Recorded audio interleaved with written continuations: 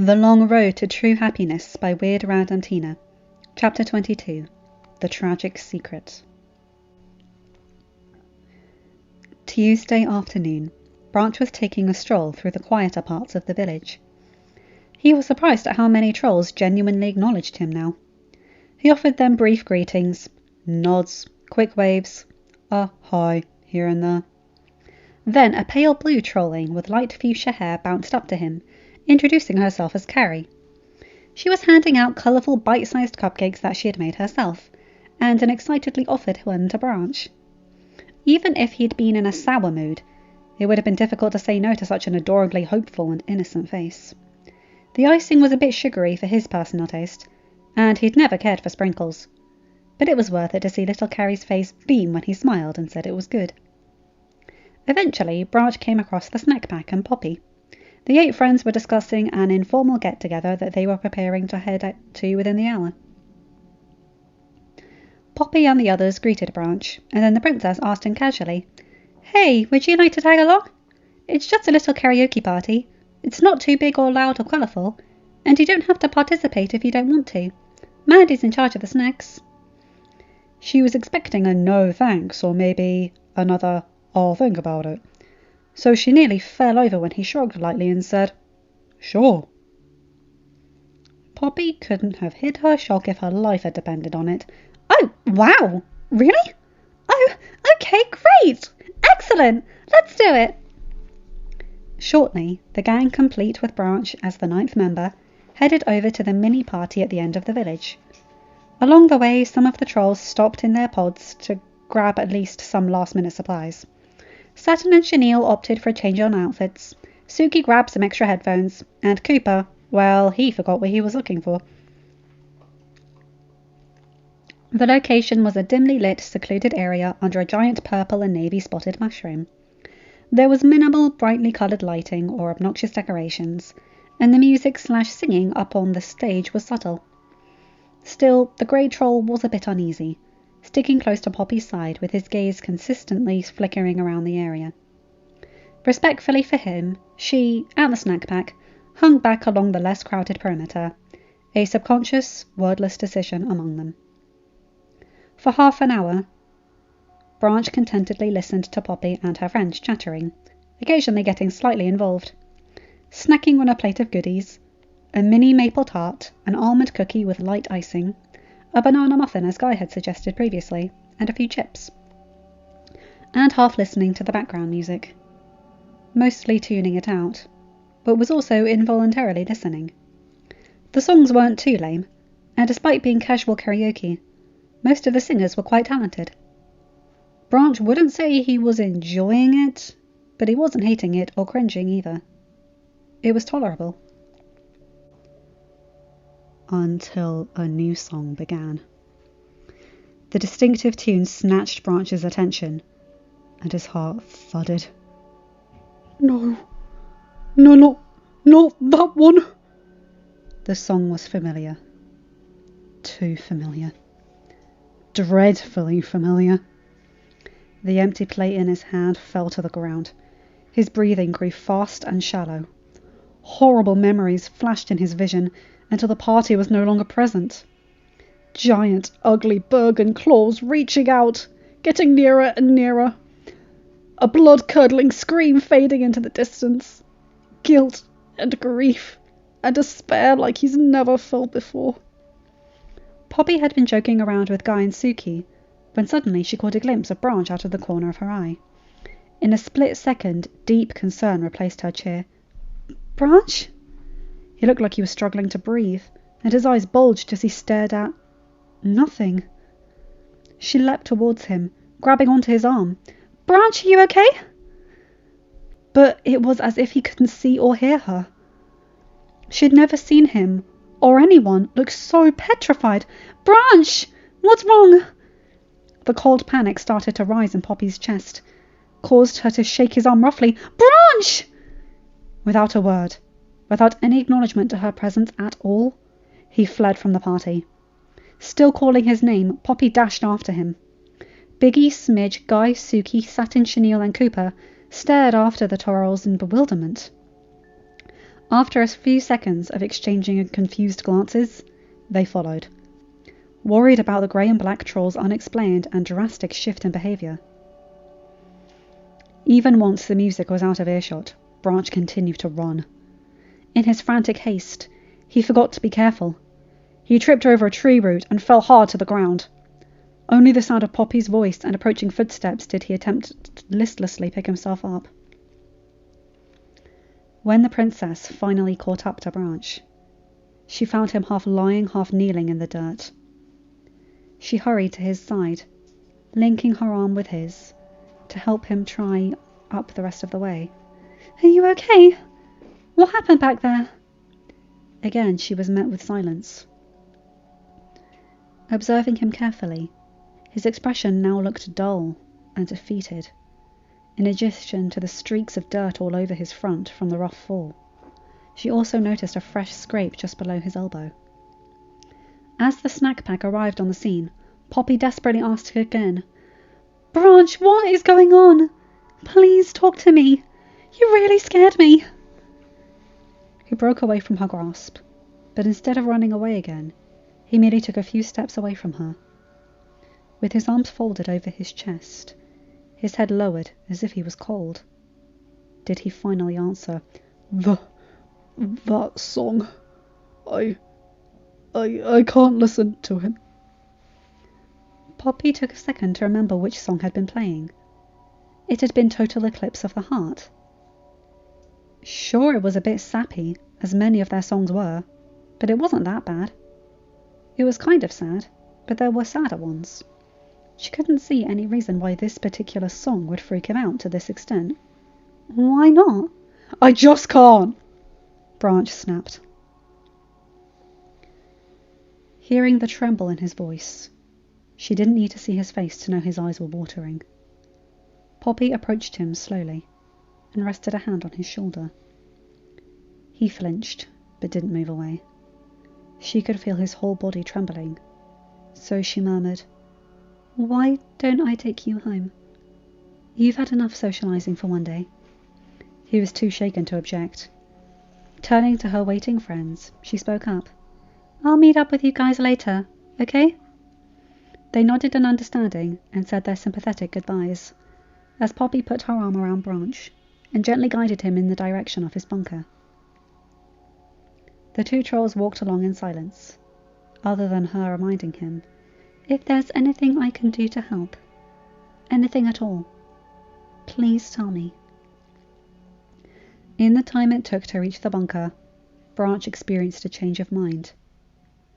He had always been hesitant to confide in Poppy, because instead of trying to fix what's wrong, her solution would be to try and pretend there was nothing wrong. Just ignore it. Be happy. That simple. Which may be possible for a troll who's had a bad day or made a minor mistake, but his situation was a lot more serious, and not something a dance or hug or colourful craft project could magically fix. Poppy had never tried to understand that. She always believed whatever worked for her must work for everyone. But now, the optimistic pink troll was much more open-minded and wanted to find an actual solution, even if it went outside of her familiar methods of cheering people up. She wasn't trying to change Branch's point of view anymore. Instead, she was trying to adjust her own to better fit his and try to find a compromise that they both could be satisfied with. She gave him the option to confide in her without begging him to pour his feelings out. She wanted to help, even if that meant leaving him alone and not knowing exactly what was on his mind. But Poppy deserved to know. She was his best friend, his only real friend. She was more than willing to support and comfort him in any way. Poppy's words rang in his mind. "You don't have to be alone. You can tell me anything. It helps to open up about things that are troubling you. I'm here for you. Be honest with me." This secret had already caused rifts and misunderstandings between them. Branch had kept it bottled up inside for so long. Perhaps It was long past time to let it out. He remained quiet as he sat on his couch. Instead of joining him, Poppy headed to the kitchen and returned a minute later with a mug of cold water, a bowl of warm water, and a soft cloth. Wordlessly, she handed him the mug and then began cleaning the scrape on his elbow, which he hadn't even noticed was there. Despite the poor circumstances and the fact that it required a branch to be hurt, Poppy was pleased to return the favour from when he had bandaged her up her arm all those weeks ago. Though hers had been more severe, the concept was still there. Branch took a few sips from the mug, letting him work at his arm without protest. Poppy asked him if he'd like ointment and bandages. He said sure, instructed her on where to find them, and she retrieved them and wordlessly helped him apply them. Once she was finished, she asked if he needed anything else. He said no, and she didn't have to ask again. After a minute of quiet, the princess did say one final thing. Branch, if you'd rather be left alone, that's okay. Just say so and I'll leave. No. He didn't even let her finish her sentence. Please stay. Poppy could have bawled over his gentle plea. Gladly. She leaned back into the couch, getting comfortable, a close but not too close distance from her companion. She folded her legs to the side, letting her knees almost brush his legs, and placed her hands onto her lap. Only a few seconds after she got settled, Branch's hand reached over and rested onto hers. Poppy recalled the day they'd played Jolly Jenga, how he'd yanked his hand away from hers when he'd accidentally touched it. This hand touch was fully intentional, and he was fully comfortable with it. Yeah, she definitely wanted to cry. But no, she needed to compose herself for his sake. They couldn't both be a mess. Instead of making Branch feel awkward, the simple sensation of Poppy's hand under his was enough to relax him, reassure him, and give him courage. She didn't grab onto his hand, or shuffle to get closer to him, or lunge at him with a hug. She was letting him set the level of affection. So the two trolls sat like that for a few minutes, 5 maybe, until Branch broke the silence. Poppy? His sudden voice in the pure silence almost startled her. Yes, Branch? I was... His heart was pounding wildly all of a sudden. I wanted to tell you...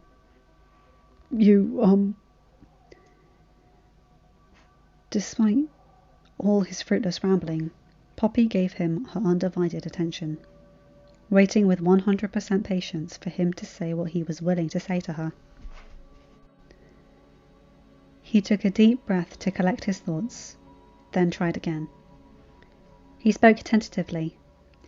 You had asked before why I won't sing. Bright fuchsia eyes widened slightly, and she gave a soft nod. Her mind was blank with anticipation as she waited for the possibility of hearing the important explanation, the missing piece that would finally allow her to fully understand her close friend. Branch continued hesitantly, in a near whisper. It's because singing killed my grandma. She wasn't sure what she expected him to confess, but it certainly wasn't anything like that. Part of her always speculated that he refused to sing because he disliked his singing voice, even though her great friend wasn't looking directly at her. It was impossible to miss the pain masking his eyes. Poppy shifted her body to face him properly, carefully adjusting her one hand so that she could hold on to his, then asked very softly, Was she singing Total that song at the party? Branch's eyes met hers, looking sadder and greyer than ever. I was the one singing. Yet another phrase Poppy was not expecting to hear, and she couldn't stop her jaw from dropping open. Branch was singing? When she didn't speak, he continued. That's why I ran. I just couldn't. Branch shut his eyes tightly, and when he reopened them, they were unfocused, clearly visualizing what he was about to describe, whether or not he wanted to see it. I've never hated singing. It was my favourite thing to do when I was a trolling. But then, one day, when I was about 5, I was dancing on a high tree limb, right out in the open. I was so lost in the song. I didn't hear my grandma try to warn me. Poppy's heart began to pound too now. Her voice was as quiet as his. To warn you? To warn me of the Bergen reaching toward me. Poppy's stomach flipped open. She had never actually seen a Bergen, as she was barely a toddler when King Peppy led the escape out of Bergen Town. But she had heard plenty of horrifying stories from her father and the older adults of the village. To think of her close friend encountering such a massive, grotesque, dreadful creature when he was so young. Suddenly, Poppy had a sickening feeling in her gut as to where this story was headed. Branch's eyes were starting to water, and his grip on her hand had tightened, but he pressed on. I was having so much fun. I wasn't paying attention to anything else. By the time I realised what was happening, it was too late. The Bergen's hand was right there, about to grab me. But then, Grandma pushed me out the way, and it got her instead. An invisible force tugged Poppy's heart as her own eyes started to mist up. She could feel his broad hand beginning to tremble, so she placed her free hand lightly on top of it. The last thing I heard from her was her scream as the Bergen took her away. And there was nothing I could do. It shouldn't have. If I hadn't been. If only I'd. Branch sighed. The most heartbreaking sigh Poppy had ever heard. But he still went on, ignoring the cracking in his quiet voice, and the tear trailing down his pale cheek. She was gone because of my carelessness. When that Bergen took her, it took everything from me. My only family, my enthusiasm, my hope, my joy, my colours. Poppy took a few seconds to absorb his statement. She had only ever known him as Grey. Some of the elders, including her father, had mentioned about Branch having colours like everyone else when he was very young. But exactly how or why he lost them had always been unclear. In times of great sorrow, such as loss of a loved one, the affected trolls' colours would dull for a bit for a few days, or even a few weeks, but they would always fully return once the troll started to recover. It was common knowledge to most trolls that both of his parents were gone when he was only an infant. His mother was taken by a Bergen when he was only an egg, and his father had been taken a few days after he was born. So Branch lived with his mother's mother, Grandma Rosiepuff, and the two were closer than icing on a cake. Trolls learned that she had been taken by a Bergen when they found her little grandson, grey and alone in the pod, but no one knew the depth of the tragedy. Even after the trolls escaped Bergen Town a year later and celebrated their freedom, Branch remained grey, unable to leave the traumatic incident behind and embrace a new life.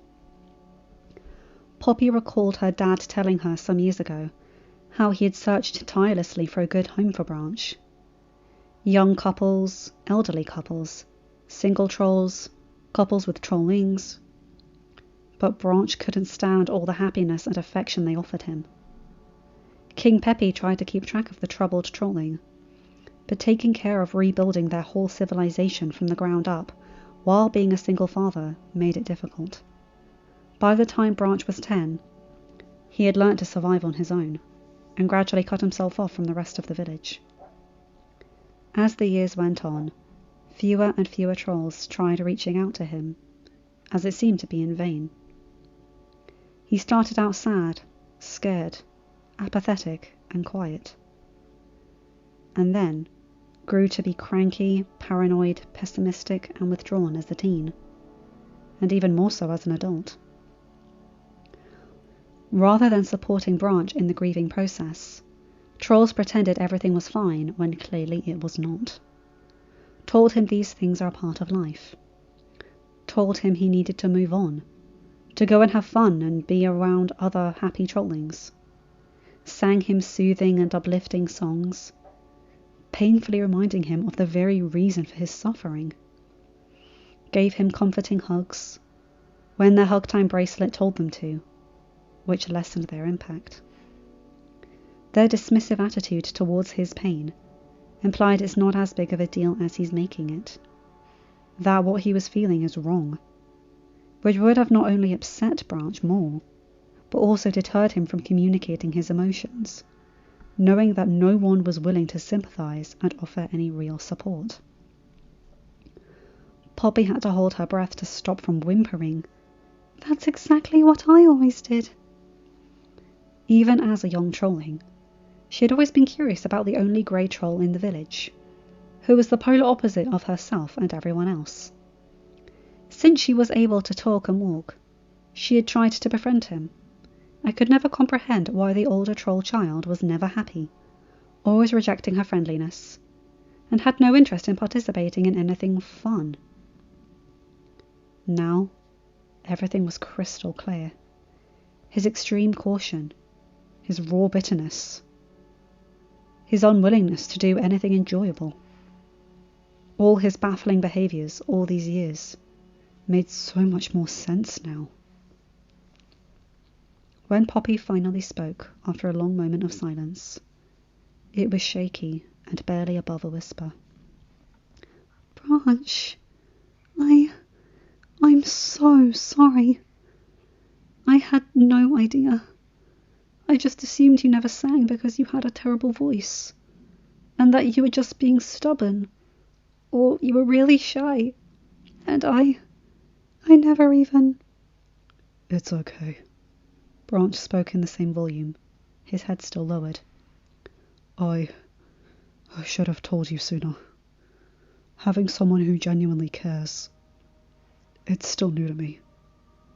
And you're all about looking on the bright side, so I didn't know if you'd... After a considerable pause, Poppy finished for him. If I'd try to make light of the situation, instead of take it seriously? His shocked expression confirmed that it was strikingly similar to what he was trying to say. She nodded regretfully. You're right. I almost certainly would have done that. And that would have been the worst way to comfort you. Me ignoring your problems is not the way to help you overcome them. And neither is me smothering you with affection. I'm sorry I didn't figure that out sooner. But it means so much to me that you feel comfortable confiding in me now. Branch shrugged, trying to act nonchalant, but his trembling lips gave him away. His eyes began to overflow, with no hope of stopping it, but there was no reason to hide it anymore. A muffled sob escaped his mouth. He could no longer conceal it, even if he tried. Forcing back her own tears, Poppy gently pulled her friend into a comforting embrace. Branch didn't resist, letting his head fall onto her shoulder as he cried. When his arms hugged tightly around her and squeezed her close, a few silent tears fell from her eyes as well. 20 years' worth of images rapidly flashed through his mind. Him happily singing as a trolling, his beloved Grandma Rosy Puff, the tragic incident that took her away from him, The agony of losing his colours. The village's painfully ironic attempts to comfort him. His loneliness as he realised no one would ever truly be there for him. Years of isolation and misery. Endless, horrifying nightmares. And then there was Poppy's unwavering kindness towards him all these years, that he had rudely shoved aside and repaid with bitter coldness. His constant heartbreak at admiring the beautiful princess only from afar. All the wonderfully good and terribly bad of their visits, their conflict and resolution, when he was convinced she was better off without him. Their conflict and resolution regarding the misunderstood picnic attempt. The precious friendship he had never imagined possible. Branch had never been so overt before. He had never spoken to another troll about his past. He had hardly spoken to trolls at all about anything.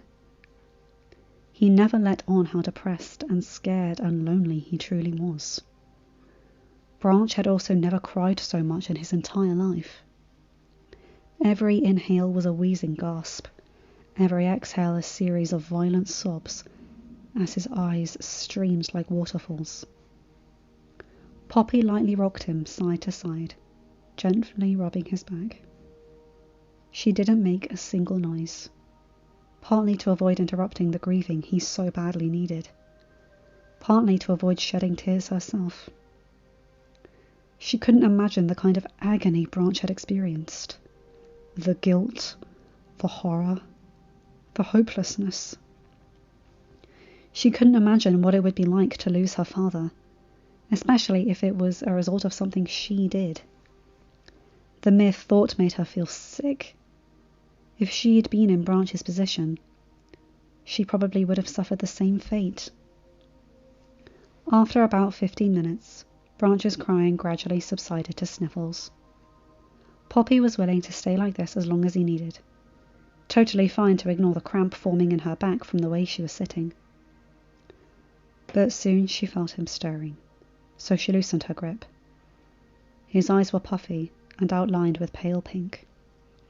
His breathing was still a bit rough, and his cheeks were damp with tears, but no more were falling. Poppy reached for an extra cloth on the table, and Branch allowed her to gently wipe at his face. The inquisitive, pink troll must have been bursting with things to say, but she kept quiet for the time being. Speaking of which, Branch was still struggling with the fact that he had revealed his tragic past to the princess, and sobbed into her shoulder. He should be horrified that he poured out his deepest, darkest emotions. Humiliated. Ashamed. His skin should be crawling with discomfort. Yet, he was actually relieved. Almost content. Free. Like a weight of a boulder had been lifted off of him. After Poppy set aside the cloth, Branch leaned back into the couch. He broke the silence with a small, shaky voice. "Thank you. I guess I really needed that. It felt awful to say those things aloud, but it actually does feel slightly better now. Much better, actually." "Any time, Branch. Any time.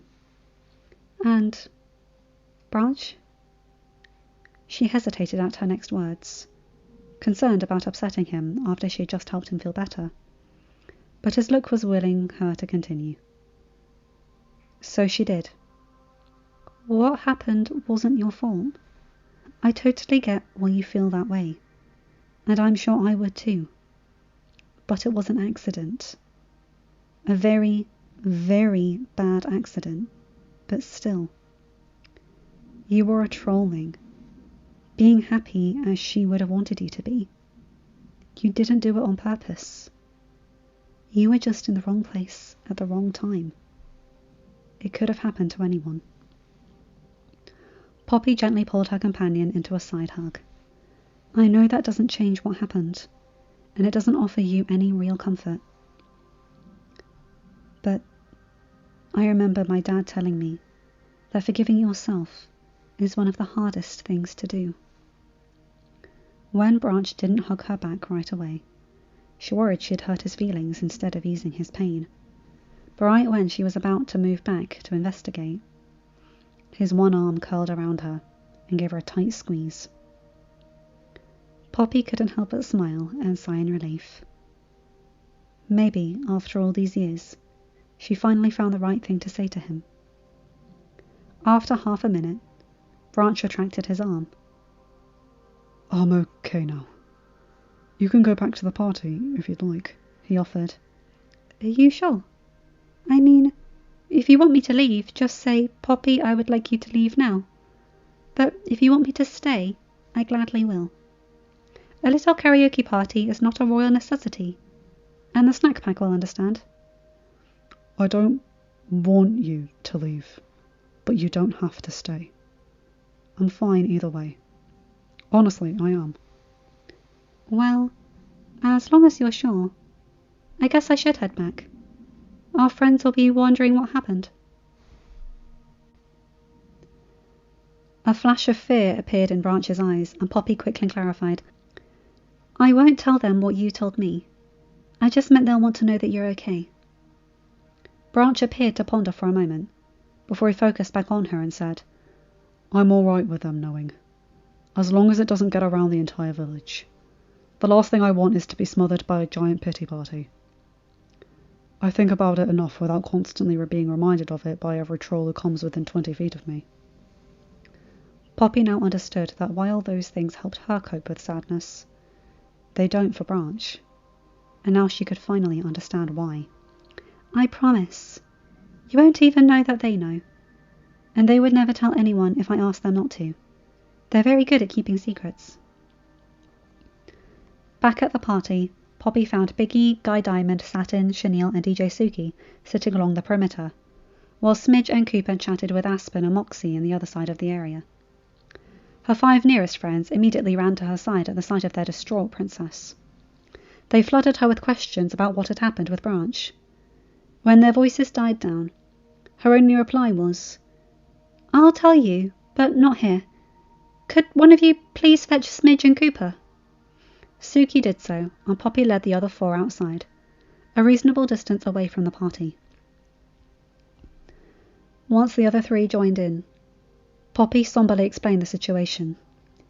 She began with the need for secrecy, then Branch's dreadful backstory, then emphasized how and why giving him overt and excessive compassion was not the way to comfort him. There wasn't a single dry eye among the group by the end of the tale. The following morning, Branch was entering the village when he ran into the snack pack.